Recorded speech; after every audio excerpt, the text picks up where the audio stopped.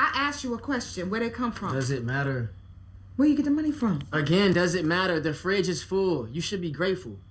Excuse me, who you think you're talking to? There's nothing new in the world, right? No new stories. And it dealt with themes that I've seen before, but in a fresh way. And then finally, I loved Janice. I love the opportunity to play somebody who's so different from me. I started out in theater and where I really just had the most fun was in the character work. And so, coming into the business, I have been blessed to do so many romantic leads. And now it's time for me to, step outside of my comfort zone and stretch those muscles again. And that's fun for me.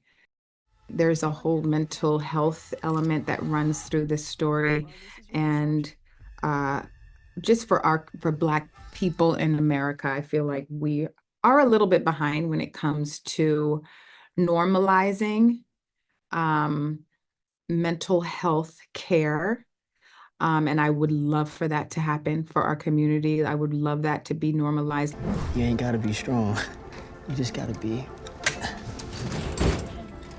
precise.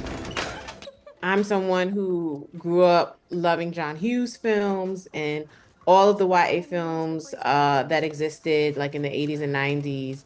Becoming an adult and entering into adulthood, I would often think back to some of my favorite films in that genre and start to realize, wow, there were really no films that featured people that look like me in environments that I grew up in, communities that look like mine.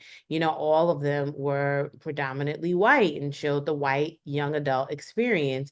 And so I realized, that was something that was important to me, to be a voice for young people, to make films that I would have wanted to experience as a young adult. There's so many films, bigger films, with huge stars and huge A-list directors that never see the light of day for so many reasons, especially in this climate that we're in. So to get to the point where it has been released to the world, for me, there's just like a deep sense of accomplishment. So I feel really great, and I feel like a real filmmaker now.